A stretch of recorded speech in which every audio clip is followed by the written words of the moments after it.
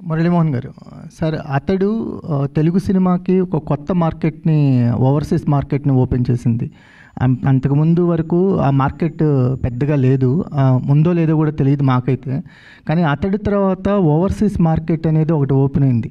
అంటే తెలుగులో mixed report ఉన్న ఓవర్సీస్లో బిగ్గెస్ట్ బ్లాక్ బస్టర్ అతడు. దాంతోపాటు అతడు మీకు మా టీవీలో అంటే ఎక్కువ సార్లు ప్లే అయిన ఒక సినిమాగా కూడా ఒక రికార్డ్ని క్రియేట్ చేసింది.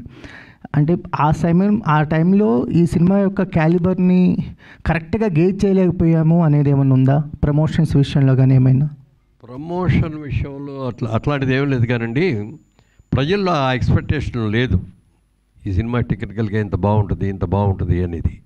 ఇది మామూలుగా రెగ్యులర్ సినిమాల్లో ఒక సినిమాలాగా చూశారు. ఇందాక రమేష్ గారితో దగ్గర మాట్లాడేటప్పుడు కూడా సినిమా ఎండింగ్ తెలుసుగా, క్లైమాక్స్ అనేప్పటికీ మనకు బ్రహ్మాండంగా ఫైట్లు గీట్లు అవన్నీ ఉండిపోయి మొత్తం హీరోయిన్లు అందరూ గెలుచుకోవటం ఒక ఇదిలా ఉంటుంది. ఈ సినిమా క్లైమాక్స్ చూస్తే మీకే ఆశ్చర్యం వేస్తే మాకు కూడా ఆశ్చర్యం వేసింది. ఎందుకంటే ఆ ఫైట్ అయ్యి అంతా అయిపోయిన తర్వాత మళ్ళీ తిరుగు ప్రయాణం ఆ ఊరికి అన్నారే తప్ప మళ్ళీ మిగిలినంత రావటం అది లేకుండా అంటే ఒక కొత్త రకంగా తీశారు. మీరు అన్నట్టు ఇండియాలో కంటే కూడా ఓవర్సీస్లో చాలా పెద్ద హిట్ అయింది. చాలామంది చూశారు. తర్వాత ఇవన్నీ చూసి సక్సెస్ వచ్చి మంచి పేరు వచ్చిన తర్వాత టీవీల్లో చాలామంది చూశారు. టీవీల్లో కూడా మీరు అన్నట్టు మా టీవీలో చాలా హయ్యెస్ట్ టైమ్స్ టెలికాస్ట్ అయిన సినిమా ఏది అంటే అతడే. సరే, అంటే ఎస్బీబీ గారి డబ్బింగ్ అనేది నాజర్ గారి క్యారెక్టర్కి ప్రాణం పోసింది. త్రివిక్రమ్ గారు కూడా ఒక ఇంటర్వ్యూలో చెప్తూ అక్కడ మేము షూటింగ్ లొకేషన్లో చెయ్యని సీన్ కూడా ఎస్బీబీ గారు ఒకటి యాడ్ చేశారు.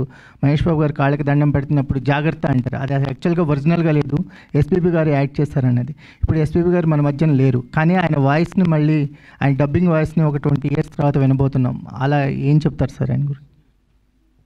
నాకు కరెక్ట్గా అర్థం కాలేదు. అంటే ఒక కొత్త వర్డ్ని యాడ్ చేశారు, అంటే షూటింగ్లో లేనిది, స్క్రిప్ట్లో లేనిది ఎస్పీబీ గారి డబ్బింగ్లో ఒకటి యాడ్ చేశారు మహేష్ బాబు నాజర్ గారిది. సో అది ఒక కొత్త, మేము అనుకోలేదు, కానీ ఎస్పీబీ గారు యాడ్ చేయటం వల్ల సీన్ చాలా ఫుల్ఫిల్మెంట్ అయింది అని అన్నారు త్రివిక్రమ్ గారు. సో ఎస్పీబీ గారి వాయిస్ అనేది నాజర్ గారి క్యారెక్టర్కి ఒక ప్రాణం పోసింది. సో అప్పుడు ఆయన ఎస్పీబీ గారు మన మధ్య లేరు, కానీ ఆయన వాయిస్ని మళ్ళీ ఒక 20 years తర్వాత మనం మళ్ళీ చూడబోతున్నాం అతడు రిలీజ్గా. సో ఎస్పీబీ గారిని గుర్తు చేసుకుంటే ఈ సందర్భంగా ఏం చెప్తారు? అంటే యాక్చువల్గా ఇప్పుడు ఈ అప్గ్రేడ్ చేసిన దాంట్లో నాకు పెద్దగా అసలు నేను ఇన్వాల్వ్ కాలేదు, ప్రియాంకయే ఇన్వాల్వ్ అయింది. ఈ ప్రశ్నకి సమాధానం ఆవిడ చెప్పాలి, కానీ నేను పెద్దగా చెప్పలేను.